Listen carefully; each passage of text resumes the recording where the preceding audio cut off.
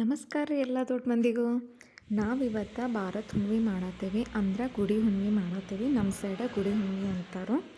ಹೀಗಾಗಿ ಕಡುಬ ಹೋಳ್ಗೆ ಕಟ್ಟಿನ ಸಾರು ಜೊತೆ ನಿಮ್ಮ ಜೊತೆ ಶೇರ್ ಮಾಡ್ಕೊಳಕತ್ತೀನಿ.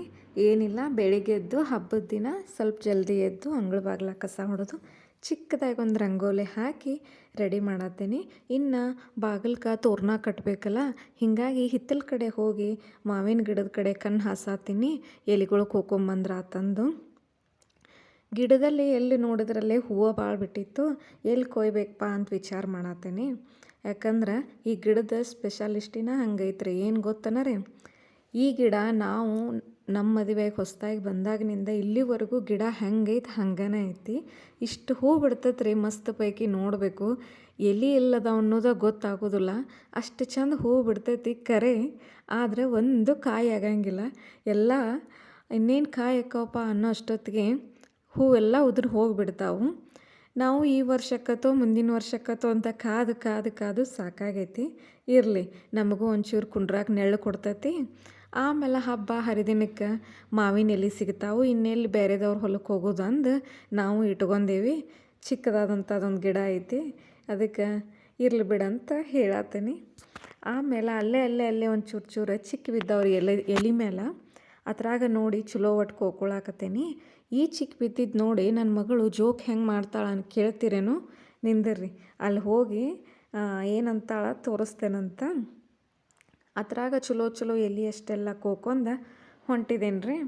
ನೋಡೋಣ ಯಾವ ವರ್ಷ ಕಾಯಿ ಆಕ್ಕತ್ತೋ ಇದಂತ ನೋಡೋಣ. ಒಂದು ವೇಳೆ ಆಯ್ತಪ್ಪ ಅಂದ್ರೆ ವಿಡಿಯೋ ಹಾಕ್ತೇನೆ, ನಿಮಗೂ ನೋಡೋಂತ್ರೆ. ಇಲ್ಲಿ ಫೈನಲಿ ಕರ್ಕೊಂಬಂದೇನಿ. ಎಲ್ಲನೂ ಒಂದು 5 ಥರ ಸಾಮಾನವನ್ನು ಹಾಕಿ ಎಲ್ಲ ರೆಡಿ ಮಾಡಿದ್ದೇನೆ ರೀ. ಮಮ್ಮಿ, ನೀನು ಎಲೆಗಳಿಗೆಲ್ಲ ಪಿಂಪಲ್ಸ್ ಮಾಡಾಗ್ಯಾವ್ದು. ಇರ್ಲಿ ಬಿಡುವ, ಏನಾಗೋದು. ಯಾಕಂದ್ರೆ ನಮ್ಮ ಗಿಡಕ್ಕೆಲ್ಲ ಈ ವರ್ಷ ರೋಗ ಬಿದ್ದೈತೆ, ಅದಕ್ಕೆ ಇಲ್ಲೊಂದಷ್ಟು ಚಲೋ ಅದಾವ, ಅವಂದಷ್ಟು ಇರುವಲ್ಲು. ನೋಡ್ರಿ, ಈ ರೀತಿ ಜೋಕ್ ಮಾಡ್ತಾಳು. ನಮಗೂ ಒಂಥರ ಖುಷಿ ಅನ್ನಿಸ್ತೈತಿ ಕರ್ಕೊಂಡು ಮಾಡೋದ್ರಿಂದ. ನೀವು ದಯವಿಟ್ಟು ಹಬ್ಬ ಹುಣ್ಣಿಮೆ ಇದ್ರೆ ನಿಮ್ಮ ಮಕ್ಕಳನ್ನ ಕರ್ಕೊಂಡು ಮಾಡಿರಿ ಅಂತ ಕೇಳ್ಕೊತೀನಿ. ಅವ್ರಿಗೂ ಒಂಚೂರು ಯಾವ ಹಬ್ಬಕ್ಕೆ ಏನು ಮಾಡಬೇಕು ಅನ್ನೋದನ್ನು ಅವ್ರಿಗೂ ಗೊತ್ತಾಕತಿ. ಅದಕ್ಕೆ ಹೊರಗಿಂದೆಲ್ಲ ಕೆಲಸ ಮುಗಿಸಿ ಹಬ್ಬದ ದಿನ ಬ್ಯಾಳೆ ಹಾಕಿದ್ರೆ ಹೆಂಗೆ ರೀ, ಅದಕ್ಕೆ ನಾನು ಕಡುಬಿನ ತಯಾರಿ ಮಾಡತ್ತೀನಿ.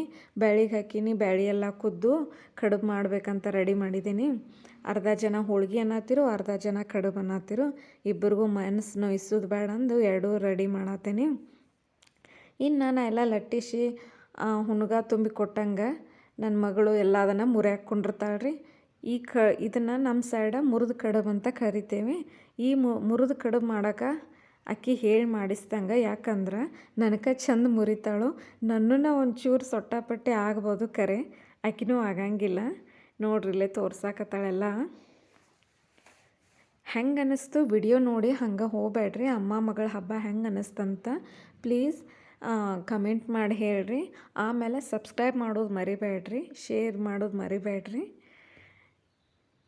ನೋಡ್ರಿ, ಇನ್ನೊಂದೂ ಮುರಿದು ತೋರ್ಸಾಕತ್ತಾಳು. ಹಾಂ, ಇನ್ನೊಂದು ವಿಷಯ, ನಿಮ್ಮ ಬ್ಯುಸಿ ಲೈಫ್ ಒಳಗೆ ನನ್ನ ವಿಡಿಯೋ ಸಂಬಂಧ 2 ರಿಂದ 3 ನಿಮಿಷ ಟೈಮ್ ಕೊಟ್ಟು ನೋಡತ್ತಿರಲ್ಲ, ಎಲ್ಲರಿಗೂ ನನ್ನ ಕಡೆಯಿಂದ ಹೃದಯಪೂರ್ವಕ ಥ್ಯಾಂಕ್ ಯು ಸೋ ಮಚ್ ಅಂತ ಹೇಳ್ತೇನೆ ರೀ. ನಿಮ್ಮ ಸಪೋರ್ಟು ಹಿಂಗೆ ಬೇಕು, ಹಂಗೆ ಹೋಗ್ಬೇಡ್ರಿ. ಪ್ಲೀಸ್ ಸಬ್ಸ್ಕ್ರೈಬ್ ಮಾಡಿರಿ. ಮತ್ತು ಇನ್ನೊಂದು ವಿಡಿಯೋ ಮಾಡೋಕೆ ನನಗೆ ಹುರುಪು ಸಿಗ್ತೈತಿ. ನೋಡಿರಿ, ಎಲ್ಲ ಮಾತಿನ ಗದ್ದಲ ಕಡುಬು ಆಯಿತು. ಇನ್ನು ಅವನ್ನೆಲ್ಲ ಕರೆದು ರೆಡಿ ಮಾಡಿದ್ದೀನಿ. ಹೊರಗಿನ ದೇವರು ಒಳಗಿನ ದೇವರು ಎಲ್ಲ ಎಡೆ ಕೊಟ್ಟು ಮುಗಿಸ್ದಿಂದ ಊಟಕ್ಕೆ ಹೋಗ್ಬೇಕಲ್ರಿ, ಹೊಟ್ಟೆಲ್ಲಿ ಕೇಳಬೇಕು. ಅದಕ್ಕೆ ಊಟದ ತಯಾರಿನೂ ಮಾಡಿದ್ದೀನಿ. ಹೆಂಗಿತ್ತು ರೀ ವಿಡಿಯೋ ನೋಡಿ ಹೇಳ್ರಿ. ಬಾಯ್.